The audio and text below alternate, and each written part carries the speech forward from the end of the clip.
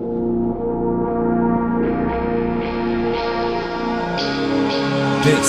is Horror Podcast.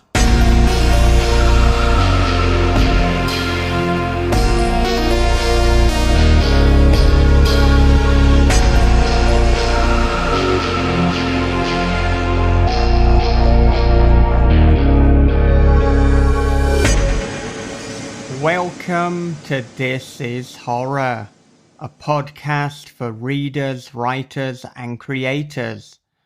I'm Michael David Wilson, and every episode, alongside my co-host Bob Pastorella, we chat with masters of horror about writing, life lessons, creativity, and much more. Now, today's guest is the legendary Ronald Kelly. He is the author of books such as Fear, The Undertaker's Moon, and most recently his autobiography and writing advice book, Southern Fried and Horrified. Now, this is a two-part conversation. As with all of these episodes, listen to them in any order. So by all means, listen to this one now, and then when you're done, go back just one episode to 457. Now, in this episode, we talk about Ronald's seminal work, Fear. We talk about the rise and fall of Zebra Books. We get into some storytelling lessons Ronald has learned over the years, and a lot more. Now, if you like the show, if you want to keep it alive, if you want to help me in my time of need, because I am going through a lot of things right now, I'm having a very difficult time indeed, then please do consider becoming a patron at patreon.com/thisishorror. Thank you to our latest podcast patrons, Tom Head and Booked.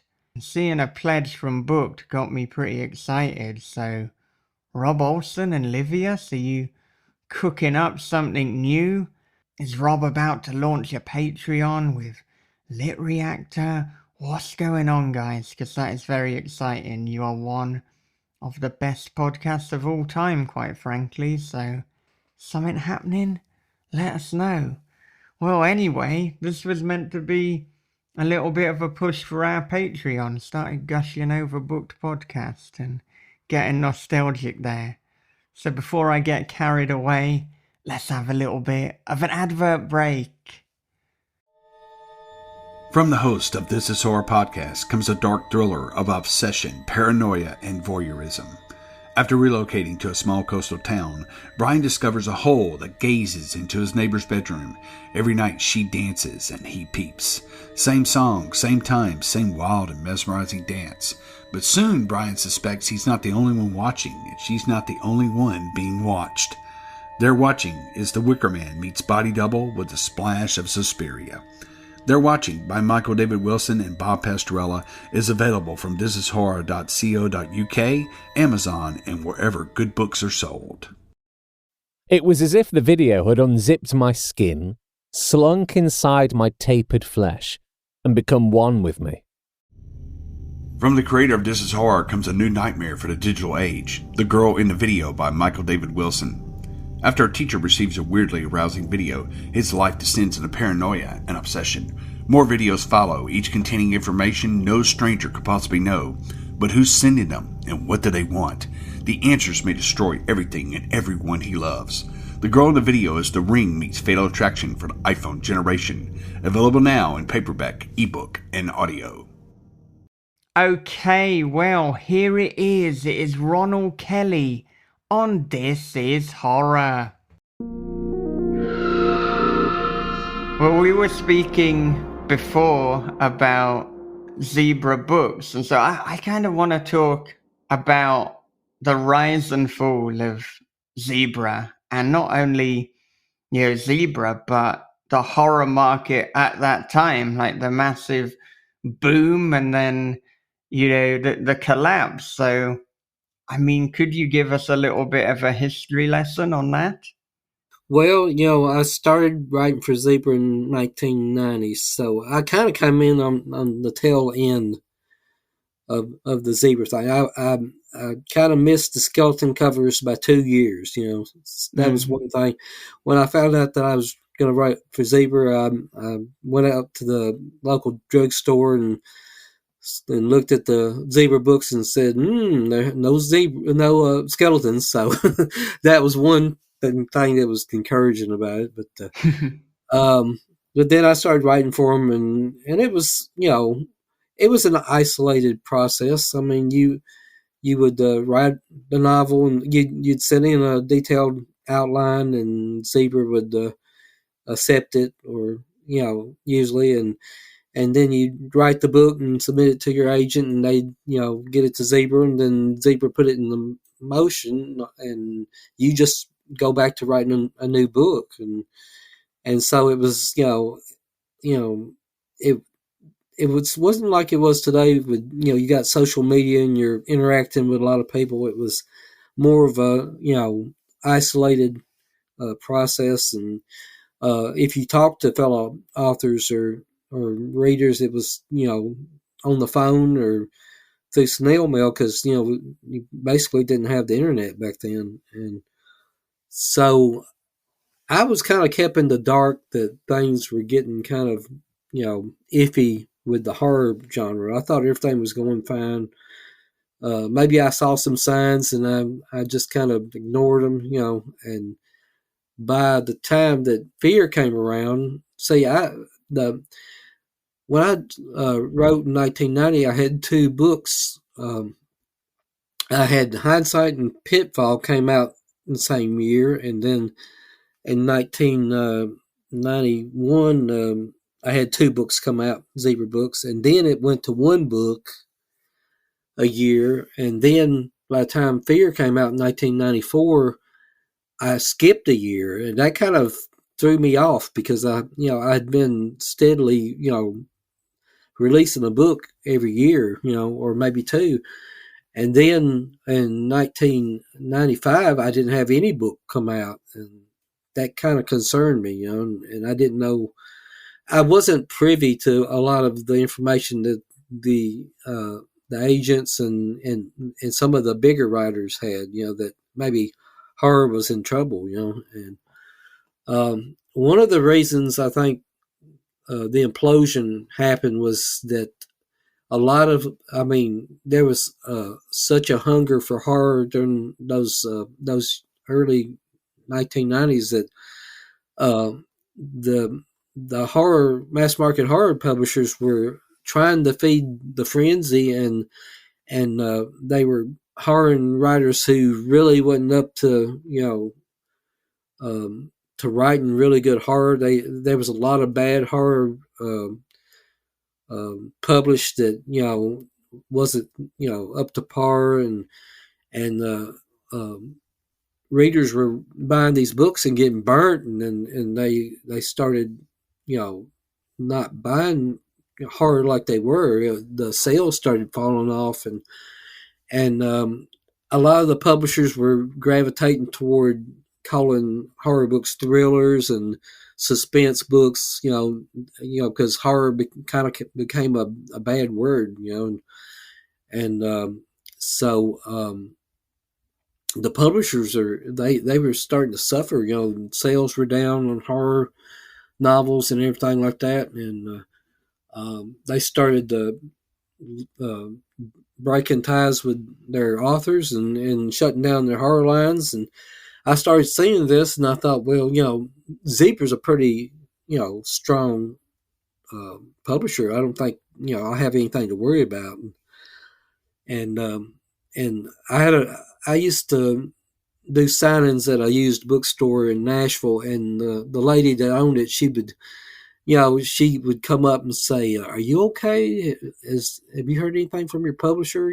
I heard that so and so got cut from their horror line, and this publisher had stopped publishing it completely." And I told her, "No, I'm okay," which I wasn't, because um, I sold I saw Blood Kin, and it was going to come out in 1996. And I had two other novels I had written. That I completed a 2-book deal.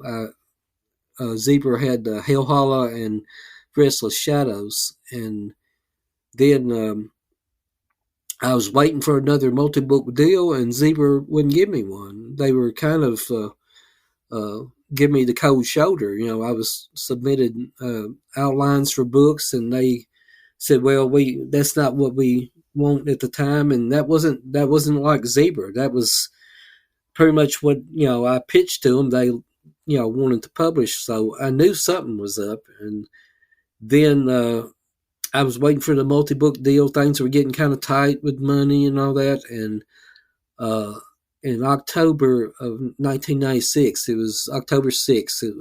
I remember it, very vividly. I got a call from my agent, and I thought, well, here we go, another multi-book deal. And he said, I've got news, but it's not good news. And so he told me that Zebra had shut down their horror line, and I'd no longer be writing for Zebra. And that was my job at the time. I mean, that was my full-time job, writing mass market paperbacks.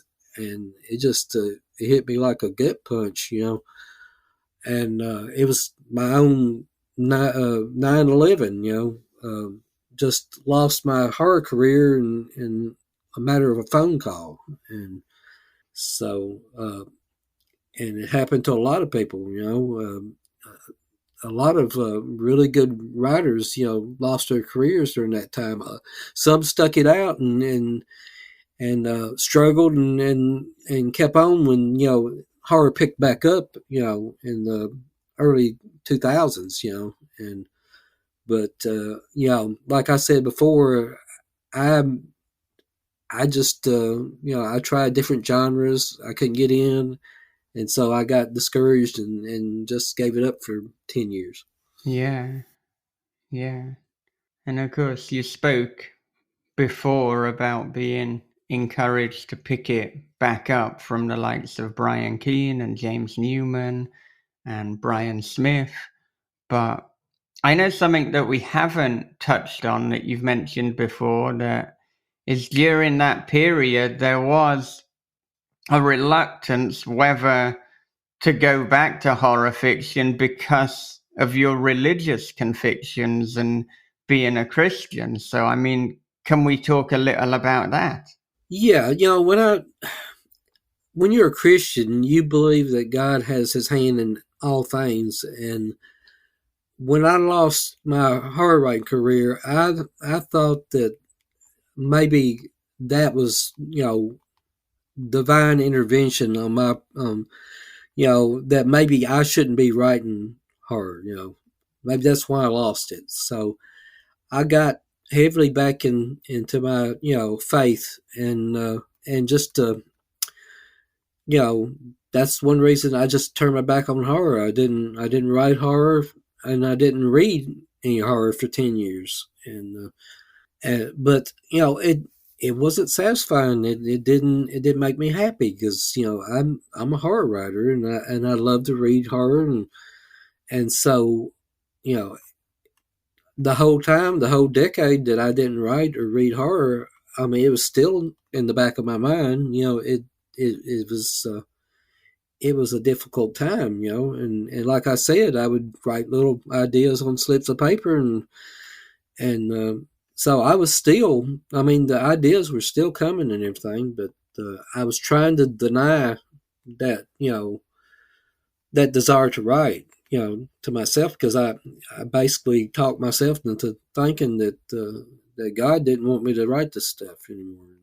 Um, you know, I've in a way, I've always had, a kind of a, I wouldn't say it's guilt about writing horror. It's like this hesitation, because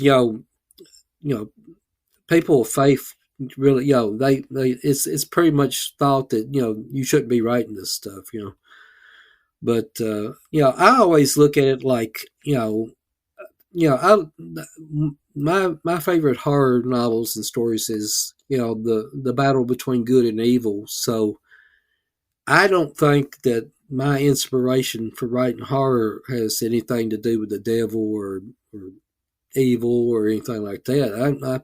I think I've been blessed with the talent to storytell, and write and do and storytell like my grandmother did. And I don't think it's come from anything bad. So yeah, that was one thing that made me hesitant about coming back was I got heavily into church again and everything, and but but when I realized I wasn't happy not writing, and I found out that people were asking about me and they wanted me to come back. That was the catalyst to to make me think that maybe I'd been mistaken with what I'd talked myself into. That maybe I would be happy and more fulfilled if I came back and wrote, and I was right. Mm. Yeah. Yeah, and with those, dilemmas and that initial hesitation, do you have any hard lines in terms of things that you will not write about, or is any topic a potential topic to mine for a story, but it just depends on, the way in which it's done? Well, I don't like to really write anything that's religiously blasphemous. I don't use the F word. That's just something that's my personal choice.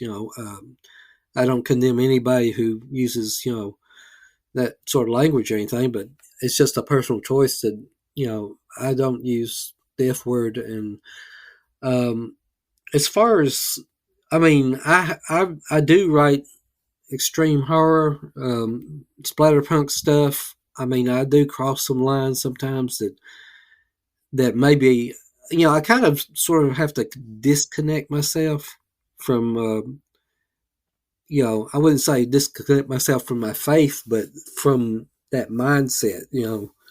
When I write like extreme horror, like the stories that were in the Essential Six stuff, and After the Burn, it has some really brutal stuff in it, and so yeah, there's not a whole lot that I'm going to draw a line at, but there's a few things that I just kind of uh, told myself, I would never do. I'm not saying that I'll never, do it because I think I've got a ways to go before I stop writing, permanently. But um, yeah, for the most part, if you read the Essential Six stuff, you can see that I don't pull my punches very very much in that book. So um, that's you know that's about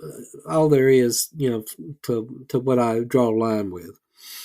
Yeah, and if people want to compare the two different aesthetics or modes in terms of your short stories, then two pieces to look at are, of course, Essential Six stuff, as you mentioned, and then kind of compare that with the Halloween store. Right? That Yeah. actually, both of them, in terms of the titles, they are as advertised. You know exactly what you're going to get, Right. just from that title. With the Halloween store, I feel like, okay, I'm going to settle down by the fire and I'm going to hear like a good old horror yarn in the best kind of way, in a very nostalgic way. There's going to be monsters, there's going to be creepy stuff, there's going to be little lessons. And it Mhm. does almost, reading that one in particular, really transport me back to childhood and a time of innocence, and when there was just infinite possibilities in terms of monsters and ghosts. It's very exciting, kind of gives me a warm feeling. Well, good, good. I that's what I when I put together these little collections like Mr. Glowbones and the Halloween Store and Seasons Creepins. It's that's what I'm shooting for. I'm shooting for the fun we had as children and the nostalgic feel and stuff like that. Now there's stories in some of these like Pretty Little Lanterns and the Halloween Store that's pretty brutal and bloody, but um, for the most part, they're fun stories and kind of give you a nostalgic feel that from things you've experienced before yourself. Yeah, and of course, I mean, the essential the Essential Six stuff, it is available now from Crossroad Press. Right. Mm-hmm. So I mean, I guess there was a small period of time where it was out of print after the collapse of Silver Shamrock, but Right. thankfully it was picked up again very quickly. Yeah, that was kind of a I've been through seven publisher shutdowns before, so that was a tough thing to get through because I had three major books with Silver Shamrock Mm. but the horror community was at a point there where you know there was a lot of horror publishers that really opened their arms and invited the Silver Shamrock uh, authors to saying let me see your stuff, we'd love to have you. And so it wasn't as bad as it could have been because the community right now is so welcoming and inclusive that that it wasn't the major disaster that it could have been. Yeah. And I mean, unfortunately, these shutdowns do seem to be part of the business. So, I mean, people listening, if they're in this for the long term, then there's a reasonable possibility that it is something that at some point in their career they will experience. So, I mean, given that you've been through seven of these, what are the kind of things that people can practically do when this happens? I mean, both from a career perspective, but also in terms of taking care of themselves mentally, because I mean, it must be a traumatic and an unpleasant experience. It is. I mean, it is. I mean, over time, if you experience it enough, you learn to adapt to that happening pretty quickly. But my advice would be to don't put all your eggs in one basket. Don't specifically um, submit your work to one publisher. And right now I'm working with several I'm working with Thunderstorm and Crossroads and Death's Head and Stygian Sky and DNT. So I've got several publishers that publish different books of mine, and that kind of gives you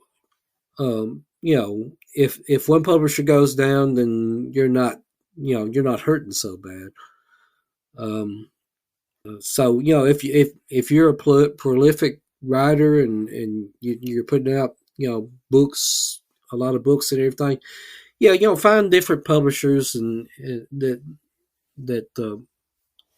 will present your work well and everything, and that way if one shuts down, then you've got several others that you can turn to usually. Yeah, yeah. And I mean, given that you're working with a number of different publishers and given all your experience in the industry, there must be things that you are and aren't looking for when you're looking for a new publisher. So, I mean, what are some of those things? What are some of the red flags and what are some of the deal breakers for you? Well, just I mean, it's always if you're submitting to a new uh, publisher, indie publisher. I usually wait and see what their track record is with books, if they put out too many or they announce too many writers at one time, that's almost a red flag, because it's really easy for a publisher to get really enthusiastic and just bite off more than they can chew. So you might watch that. Of course, I work with publishers that, they're putting out a lot of good quality books, so that doesn't always apply. But don't, if you're going to write, make sure you get a good percentage of royalties.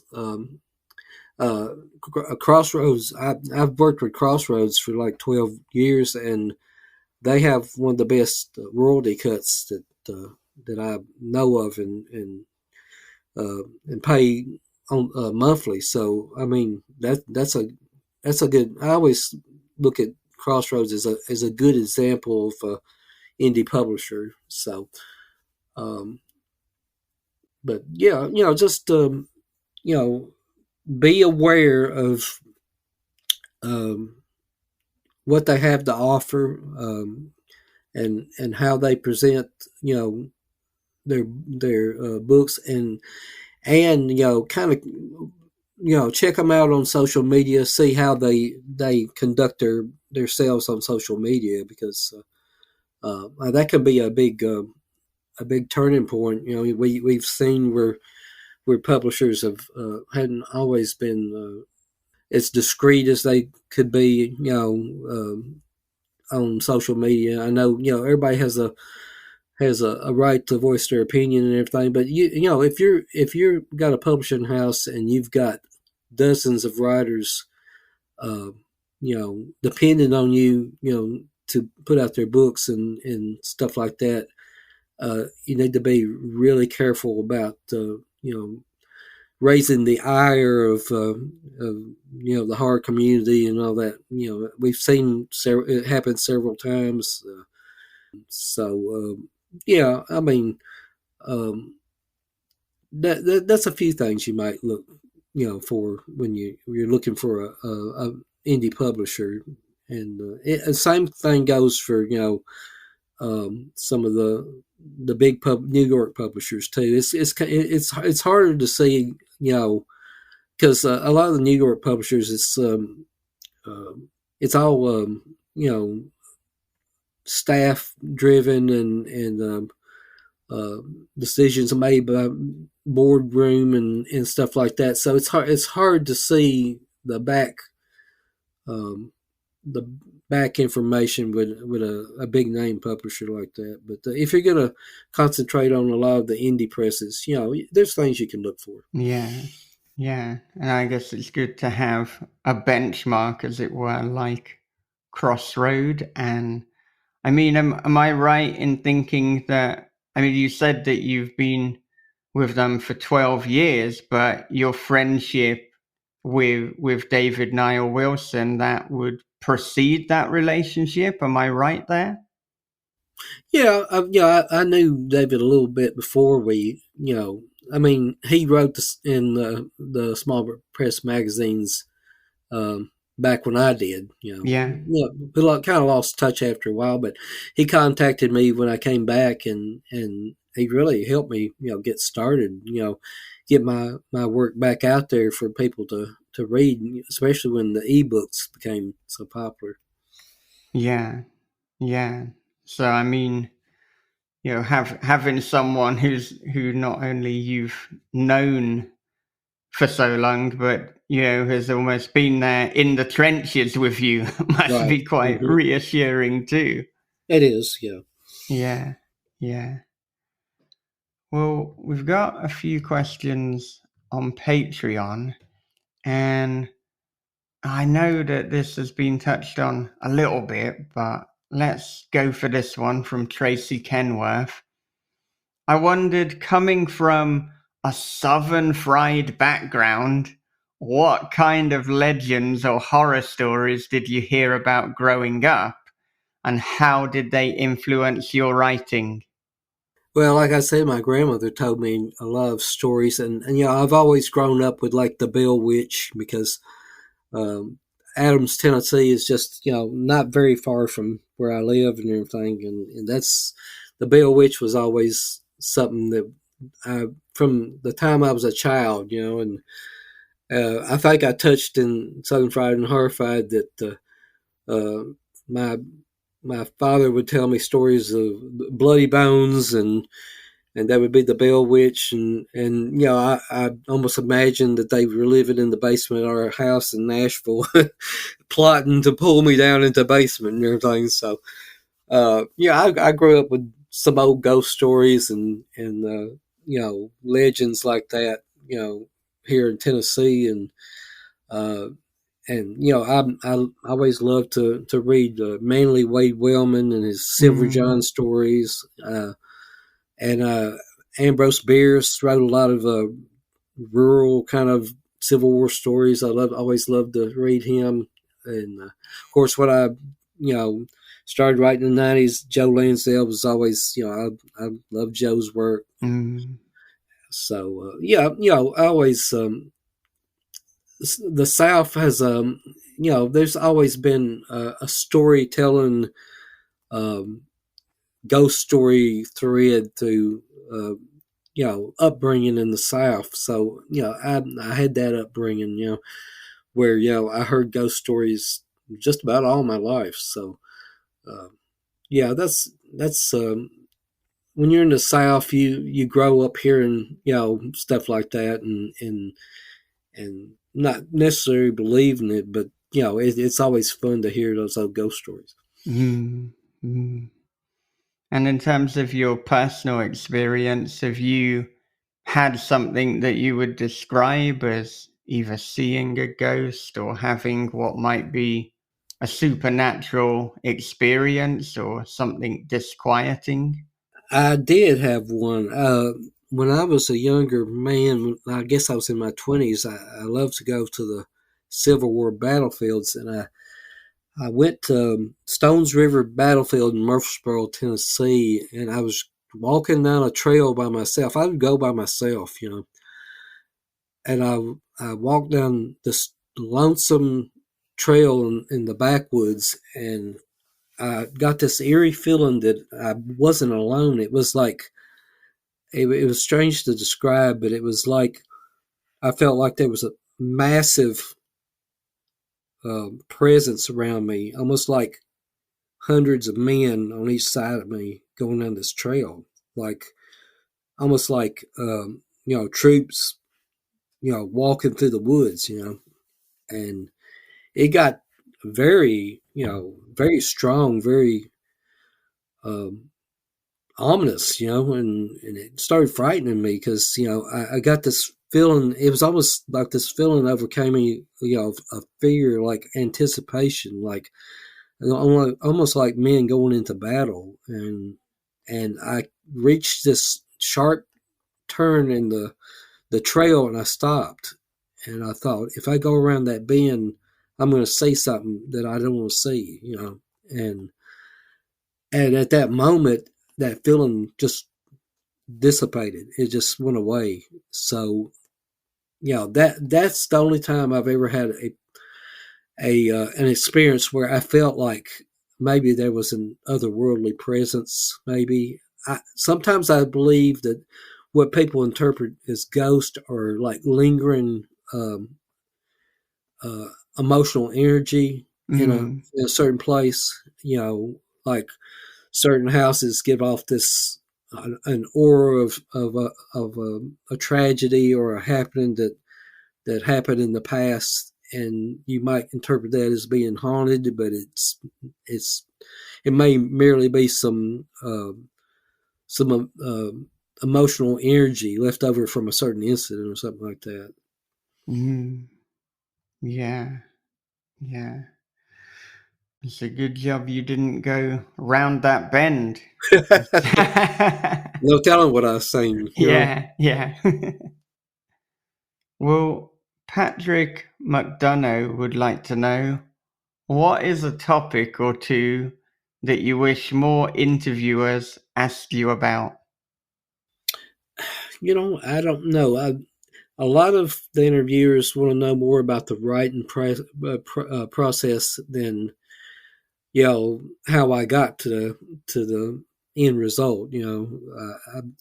I like to talk about where if you read the book, you'll see that I like to talk about my upbringing and how I evolved into the type of person who writes horror and all that. So that's one thing, and a lot of people don't ask me about my faith and how it affects my horror writing, and so that's something else that.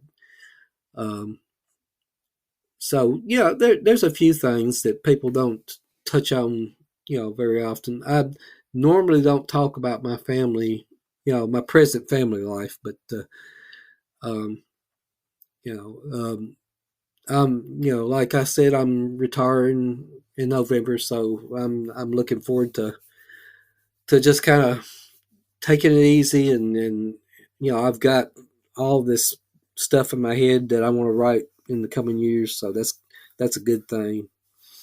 Yeah. Do you think when you retire, you'll kind of lay your day out so that you're like doing a lot more writing in a kind of structured manner? I mean, what do you think?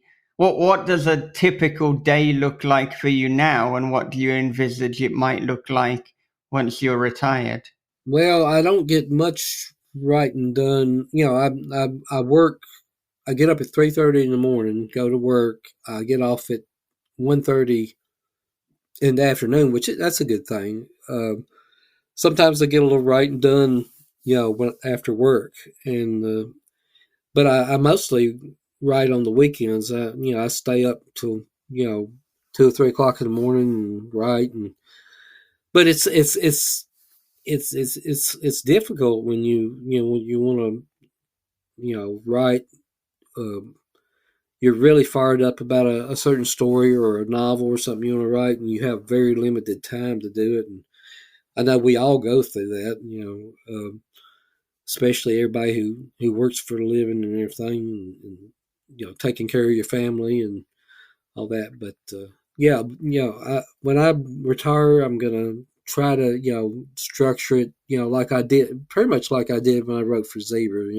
Mm, Get up and have breakfast and then sit and write for a certain amount. And I'll probably allocate time to for social media and uh, and doing a lot of people buy books from me directly, so I spend some time signing books and shipping them. And one thing about when somebody buys a book directly from me, I always draw on the title page. I do like a detailed illustration. That's kind of something that's become a trademark with me. And yeah, it's kind of difficult when you go to conventions because because of time restraint. But I mm, always everybody seems to be appreciative of the effort I put into illustrate. Putting a hand drawn illustration on the title page whenever anybody buys a book from me. But that's another thing that takes up a lot of my time is the book selling and stuff like that. But yeah, I'll be able to I've mostly concentrated on short story writing and everything for the past few years, and this will give me opportunity to get into some full length novels again. yeah. Yeah, and I'm sure people hearing that if they buy directly from you, they will get, some art, a little drawing. So that begs the question, where do people go to get these books directly from you? Usually, they just you can contact me through Messenger or uh, through Twitter or Instagram. That's usually the way it is now. But I am gonna in November after I retire, I am gonna put together an online store, so it make it a little easier for everybody to order from me and everything. I'll kind of miss the one-on-one contact I have with people because usually when they contact me, we'll get in a conversation or something about stuff and But if anybody wants to contact me, through Messenger or Twitter or Instagram, shoot me a private message, and I'll be glad to fix you up with some Southern fried horror. Yeah, yeah. And I mean, of course, we've been speaking about Southern fried horror, and this is a term that you coined. Mm. So it might be a little bit late in the conversation to ask this, but what is Southern fried horror? How do you define that? What separates Southern horror from Southern fried horror? Well, it's actually my webmaster. When I put together my website when I came back, Hunter Goatley, he runs Robert McCammon's website. He put one together for me, and he came when he showed me the first page of when it said Southern Fried Horror. He coined that phrase, and I said, "That sounds good to me," and so we went with that. That's what I've been calling it from then on. I think Southern Fried Horror is sort of like, when you think of Southern Fried, you think of comfort food like Yeah, gravy and biscuits and bacon uh, and stuff like those Southern standard that Mama used to make and all that. And so the way I write, it's laid back. It's unless you get into the extreme stuff, but usually my stuff is laid back, nostalgic, and has a little fun, a little humor to it, and so I guess that's how you would determine is Southern fried. yeah, yeah. Well, it certainly, sounds delicious. It's like, yeah, I want some of that. Oh yeah, it's all the food that makes you become a diabetic. Yeah. I'm in the South and I'm a diabetic, and I do love my Southern fried chicken fried steak. Oh yeah, yeah. Yeah, yeah. Well, I mean, one book that I guess was pivotal in terms of your career, and a book that you've said was one of the easiest to write in that it just really came out of you, was Fear. Mm-hmm. So, I mean, to date, is that still the easiest story that you've written? It really was, because I can't tell you where fear came from. I woke up one morning and it was in my head, and I was right for Zebra. I actually wanted to do a ghost story, and I was like a couple of chapters into it, and then I woke up one morning with the story for Fear in my head, and so I just sat down and wrote it, and it flowed naturally, and um, I think a lot of it came from my childhood, whenever anybody asks me, is there a character that is the most like me, I think Jeb Sweeney in Fear was Mm, how I was as a child. I wasn't necessarily a farm boy, but I did live in a small rural town, and we'd go out in the woods, and tramp through the woods all day, and ride our bikes, across county and back, and that's the way things were back then. Kids seemed to have more freedom back then. So I got this idea to write this book set in the 1940s, and I can't tell you where it came from, but it turned out to be my most popular novel, and probably the most profitable one, with Zebra, because uh, even after the Zebra line shut down, a few years later, they reprinted Fear under the Pinnacle label. So Fears had several different um, incarnations, and it's just it's the book that everybody uh, gravitates to whenever anybody asks, which book should I read first, I always, refer that book to them because I think that kind of sums up my style of writing and kind of my personality as far as being a Southern writer is. Mm. Mm.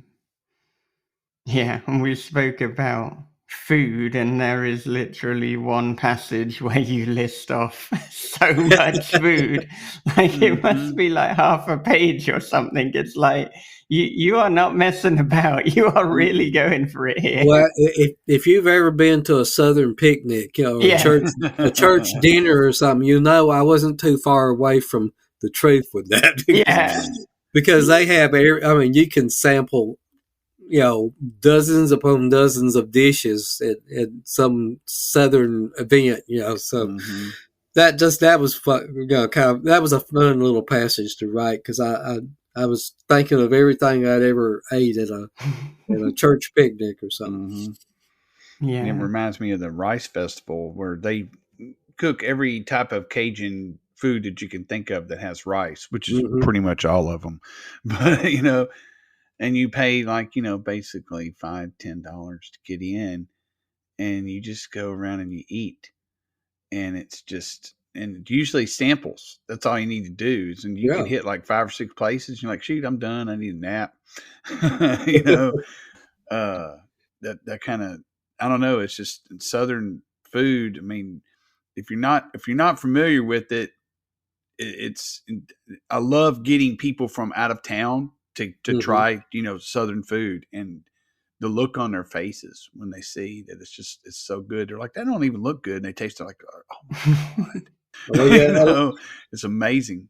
a lot of it has to do with grease and stuff like that. Yeah.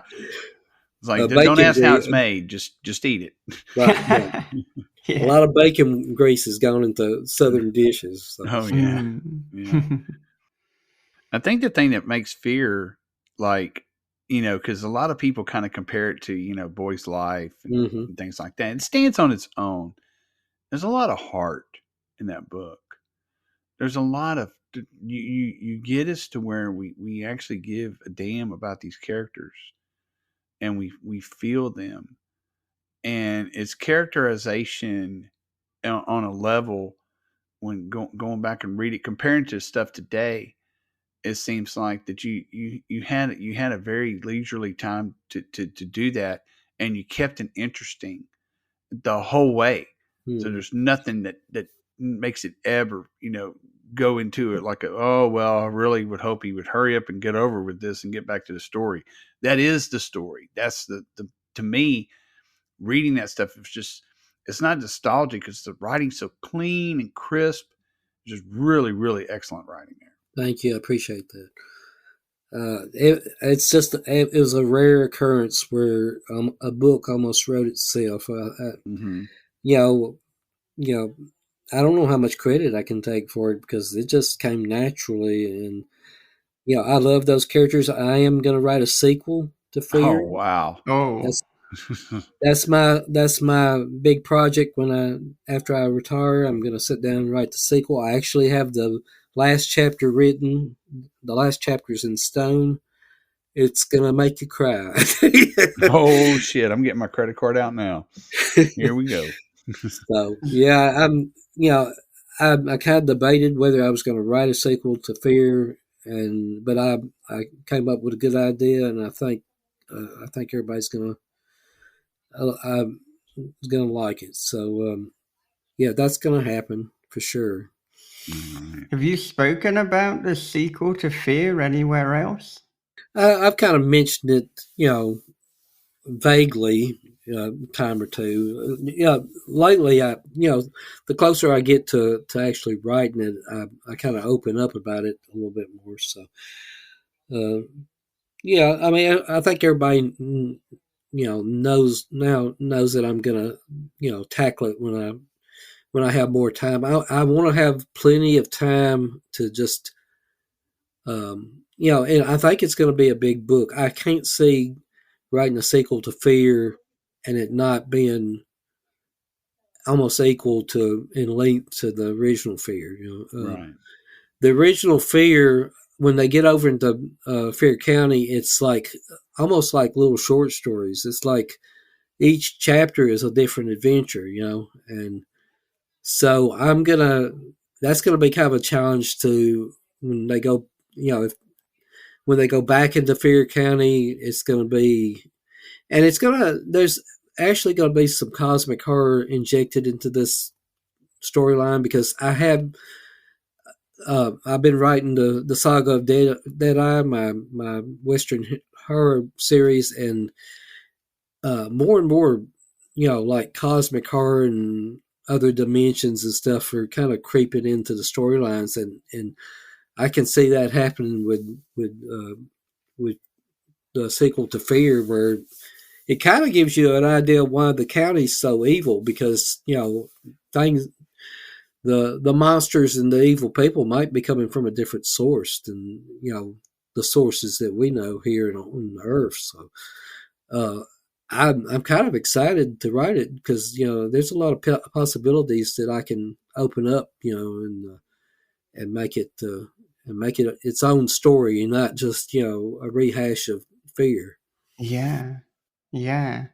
I mean, is there anything you can tell us about the time period that the sequel will be set in, or if It'll they'll? be it'll be set in today's time period. Um, I'm not going to go into.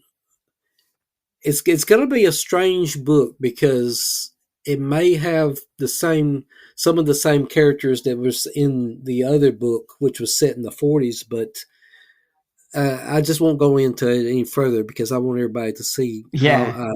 how I pulled that off. I didn't know how I was going to pull it off until um, just recently, just the past 6 months, it came to me, and I thought, if this had come to me 10 years earlier, I'd probably have written it then. But I Mm. get, all stories and all books have their time. I think sometimes you get a germ of an idea for a story or a book, and it doesn't come about for years and years. The Deadeye, my Western horror series, I had that idea when I was in junior high, and pitched it several times to publishers, between then and now, and finally, I kind of mentioned it to Paul Goblish, and he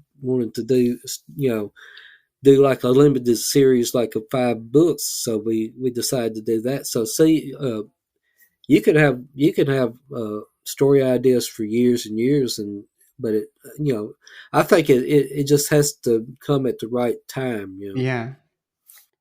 Yeah. Do you have any sense as to when we might get to read the sequel to Fear? I mean, obviously everyone's now like thrusting their credit cards at the computer in the hope that the book will just manifest in front of them, but I'm not sure that that's how it works. Well, I'm Crossroads will be putting it out, Mm, um, and probably Thunderstorm will be doing the limited. So if I start writing on it in November and I get it done by maybe March, I'd mm, say we'll have it next summer. Summer 2023. So probably not in time for ArthurCon, but um, who knows? I mean, I work with Crossroads Press. They're very fast. I mean, um, usually when I want to put out a little collection or something, we can have it out in 2 months after I put it together. And so I would say, if I get it done early, there's a very real possibility that I might have it at ArthurCon, but I'm not going to promise that, in stone. So I guess we'll have to wait and see.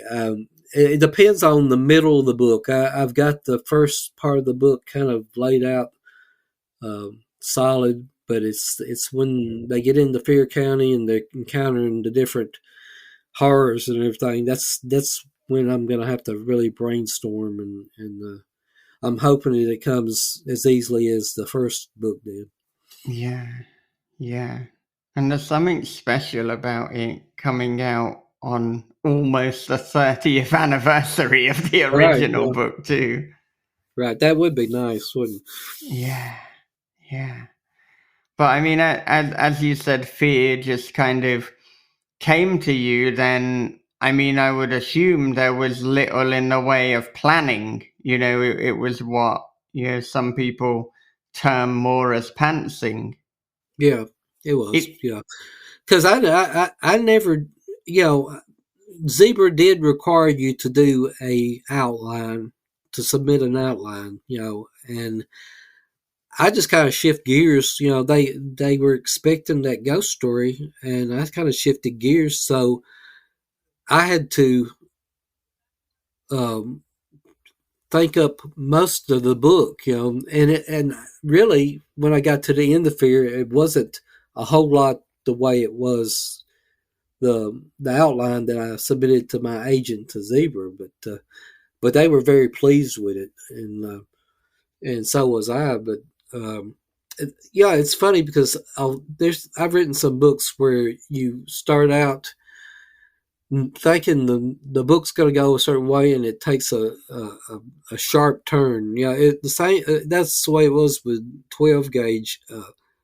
It started out as like a serial killer dark crime book, and it just got really brutal and bloody.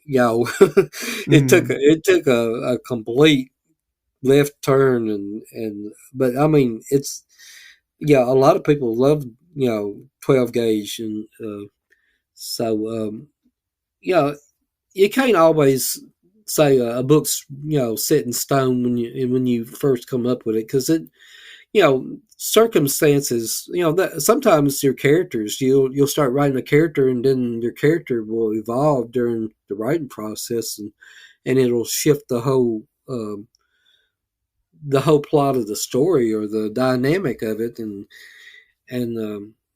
that's just a weird thing that happens sometimes. Sometimes you have a minor character, and they end up becoming a major character. yeah, yeah. There's so many times where I've heard about authors who were required to send an outline to the publisher. And so, of course, they did because they're obligated to. But then the Mhm. actual book that they, submit bears very little, if any, Yeah. resemblance to the outline. It's like, well, you got an outline, you also got a book. It's just that they're not really the same thing here. Right. Yeah, well, a lot of the mass market publishing when I started out was almost the books were formula.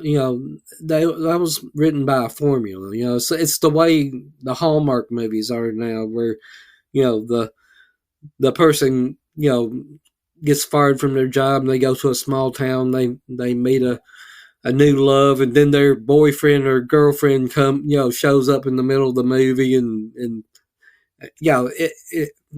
my wife doesn't like me to talk about it. She thinks I'm making fun of her movies when I point out that the formula that they use and everything. But uh, that's the way Zebra kind of wanted. They wanted the books laid out a certain way, and I mean it's not like it is today, where like a lot of the books, like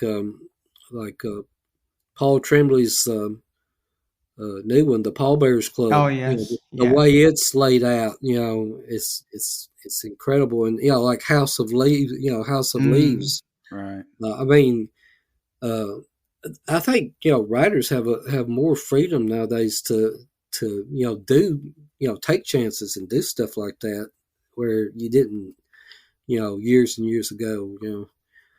Um, so yeah, I know Eric LaRocca. When mm, he wrote that wonderful novella he wrote. I mean, there was a lot of like emails and stuff, the way it was written and everything, and that's just it's just a different way of telling the story. I mean, it's not. I don't think it's gimmicky or anything like that. It's a unique way to convey uh, a story where it really keeps the reader's interest and like that. No, I mean Dracula was basically letters and newspaper Right? clippings, Yeah. and anytime people talk about anything that's out of the ordinary, it's like, oh, I don't want to read that. It's a bunch of emails. I'm like, do you like Dracula? I mean, because it's Right. pretty much like if it was written today, it'd be a bunch of emails, So I mean, weird, but yeah, or Twitter, a bunch of Twitter posts or something like yeah, that. yeah. And then that's in public domain. If someone rewrote Dracula and did it as Twitter post, Yeah. that it was public, oh, that'd be fucking wild. It would be. It would be insane. There's probably someone listening to this who's like, you know what? I'm going to do it. Why not? No, why not? Yeah. That would be cool. I'd probably read it. Yeah. As long as that person who's going to do it isn't me, because there is part of me that's like, it could be done. It's like, no, you've got enough bloody projects on the go at the moment. Don't Right. start rewriting Dracula I think out of as the tweets. three, I think that out of the three of us in this conversation, at least three of us are thinking this could actually work. Yeah. Yeah, it crossed my mind when you mentioned it. Yeah. We're all gonna now start it immediately. We've all got our different versions like competing. Oh my goodness. Well, before you go, tell us a little bit about the cellar door on Elkins Avenue. Oh yeah. Well, it was a little house, old house, and my bedroom was right next to a black door, and that was like almost like the gate to hell to me when I was a little boy, because uh, as far as I know, my father never went down into the cellar, and whenever he did, I mean, it was just like a black tunnel going down. I mean, there was one light bulb, maybe a 40-watt light bulb, and so I mean, I think there was like a boiler or a furnace or something down there. But when my parents would tell me, the stories of the man with the golden arm and the Bell Witch and Bloody Bones, and I'd go to sleep at night and I'd hear like maybe a mouse or something scratching in the wall or something like that. I'd think, here comes the Bell Witch and Bloody Bones and the guy who lost his golden arm. He's coming up the stairs to drag me down in there, So, that was my imagination, going full force, at 5 or 6 years old. So, and I think in the book, I kind of, when we moved from the city and we moved out in the country, I always wondered, were they still down in the basement, kind of, wondering where I was, and maybe they was down there playing cards or something, lonesome because they didn't have me to kidnap and drag down to the basement. Yeah. I mean, it feels like every kind of aspect of your childhood, and of course, even in the womb and the environment, it's just, you writing horror was an inevitability. It wasn't even a decision. Like everything aligned. When I started writing horror, I'm sure I mined a whole lot of, childhood fears and experiences like that, because it just, even now when I'm writing these little short stories for these little collections, it's like, I think back to my childhood and fears and being scared of certain things and everything come back to me. So, I'd say I draw from that well quite a bit. Yeah. And of course, at the beginning of the conversation, we spoke quite a lot about Grandmama Spicer and her storytelling, and how that really ignited the imagination. But What I wondered is when you became a teenager and you then had aspirations to become a writer, how did the way that you received her storytelling change? And what things do you think listening to her stories taught you about telling stories for yourself? Well, it's just most writers when they start writing, they want to be very eloquent and use a lot of big words. I never did that. I always wanted to write like I'm writing for the common man. The something that the farmer or the blue collar worker or the mechanic down at the garage could sit down and enjoy it, and not have to worry about getting Webster's dictionary out and trying to figure out what It's like when I was a teenager, I'd read Lovecraft and Poe, and it was hard to digest. Very, uh, a lot of the language was hard to digest, and you know, I I loved reading it, but it wasn't easy going a lot of times, and so I told myself when I started writing that I wanted to write a certain way where anybody could enjoy it, and not have to be a college English professor to get what I was trying to convey. Yeah, yeah, that makes sense. And well, I think your writing is clear proof that it has been achieved. And if I think about, kind of straight shooting yarns from Southern horror writers, I mean, you and Joe R. Lansdale are the two that Mm-hmm. immediately come to mind. Well, that's nice. It's good company to be in. Oh, oh yeah, yeah. Well, what advice would you give to your 18-year-old self? Not be impatient. Be ready to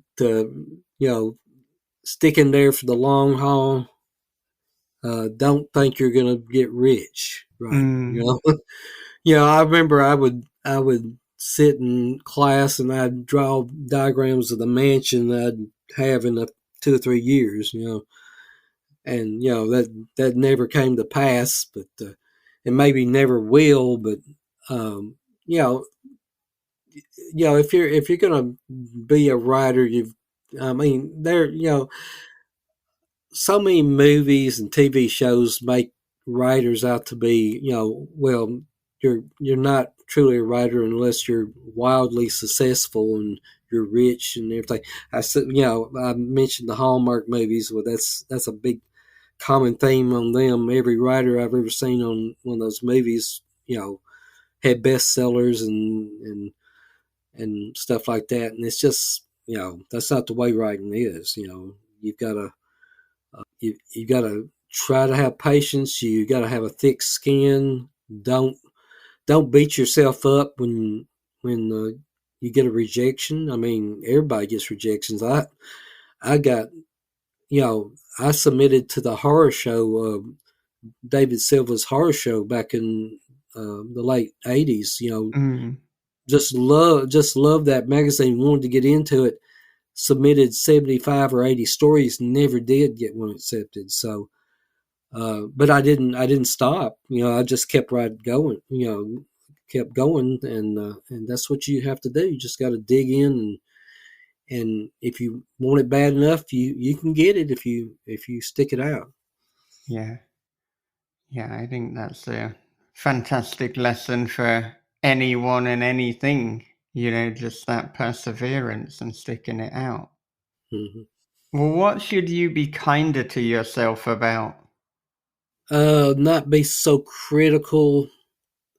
I'm more critical of my artwork. When I do artwork, I'm more critical of that than I am of my writing. Right now, I've gotten to the point in my writing where I'm very comfortable with it, and uh, I'm not, agonizing over stuff like I used to. Um, I'd say maybe I need to just kind of relax and not um, not agonize so much about what I'm gonna if what I write next is going to be popular or anything like that. All writers want that. If you have a good selling book, then you want the next one to do just as well. Well, you can't always have.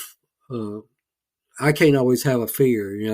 It's uh, that comes very, uh, very rarely. So I'm not right now. I'm not worrying about.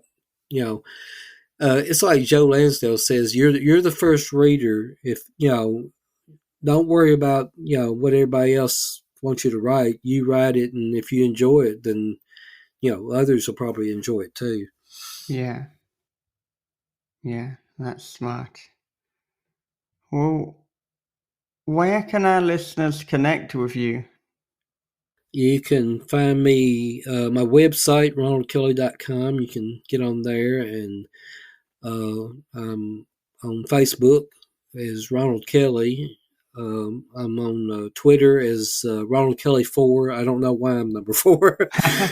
But that's what they gave me. But and I'm on Instagram as Dixie Darkin, and you can subscribe to my Substack newsletter I just put out, the Fair County Chronicle, and then get all the news of um, books that's works in progress and books that's going to be released, and sometimes I put in a classic story or a new story, and I did a photo spread and a story on the Scares That Cares that I just went to. So go subscribe to my newsletter. You can always go on Facebook or Twitter and find where I have something where you can subscribe. So yeah, there's several places to search me out, and when I get the online bookstore,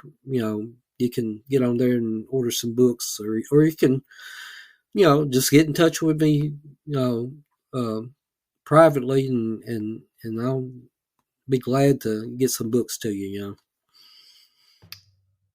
All right. Well, thank you for being so generous with your time this evening and chatting with us. This has I been appreciate it. I appreciate y'all having me on there. Like I said, I've been listening to y'all for a long time, and it was just a real honor to come on here and talk to you. well.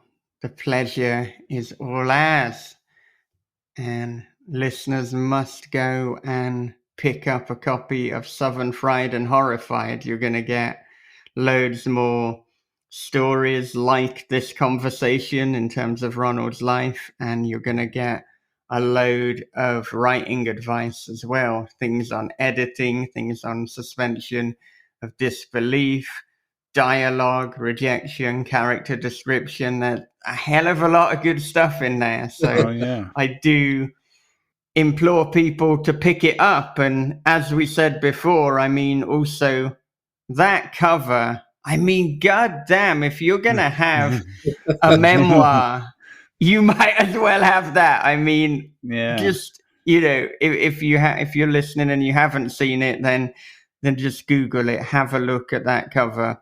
Obviously, if you're driving, wait until you stop driving, Yeah. but do Google it at some point. Mhm. Yeah, phenomenal. I think that cover is going to be on my phone until they shovel dirt over my face. Yeah, Because I why can't not? see anything other than having that as my wallpaper on my phone. Yeah, yeah, There you go. amazing. Well, do you have any final thoughts to leave our listeners with? Just I appreciate everybody checking out my work and supporting me all these years. Recently, a lot of people who read me back in the 80s and 90s have gotten in touch with me, and that's meant a lot to me. And new fans. I mean, just in the last year, I've met so many new people over social media and at conventions, and I'm just very grateful and feel blessed I've had the opportunity to write in this genre and continue to write. You know, I'm getting on in years, but my you know my imagination's still going full force, and I've got many more books to offer. So thanks to everybody for their support and loving my books.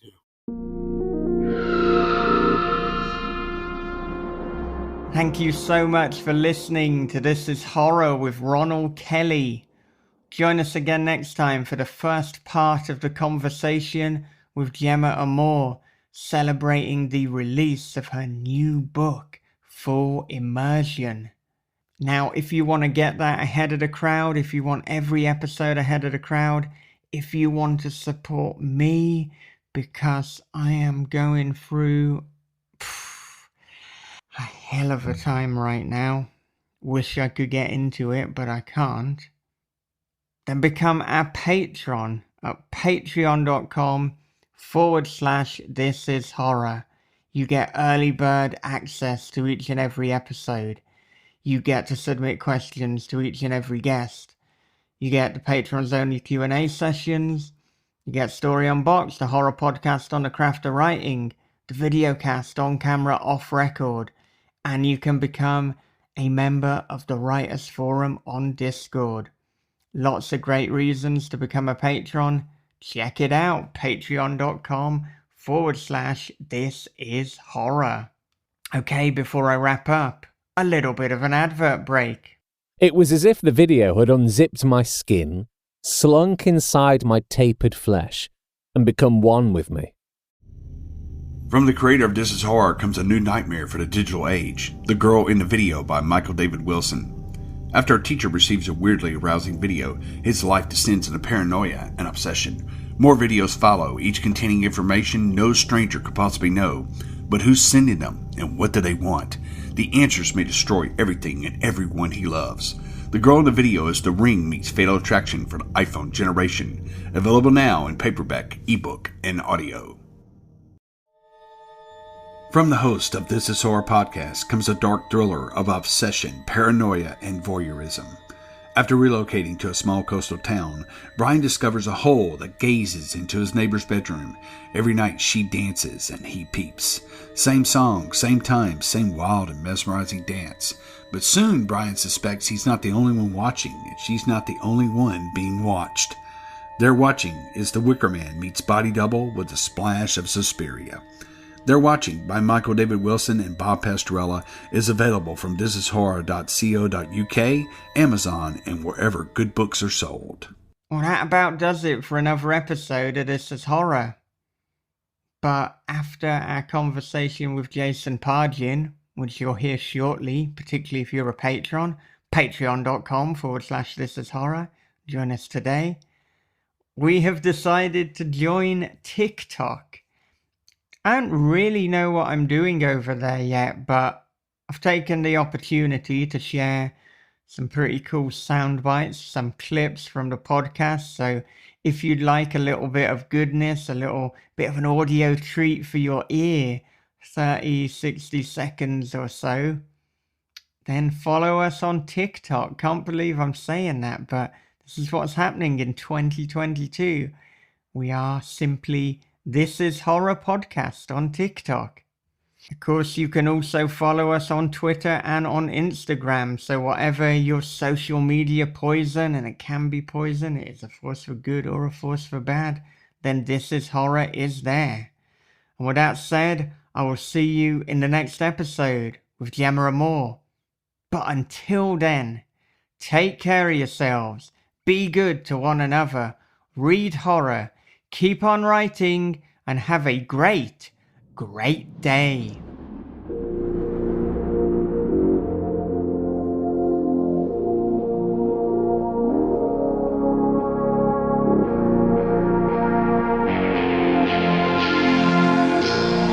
This is Horror Podcast.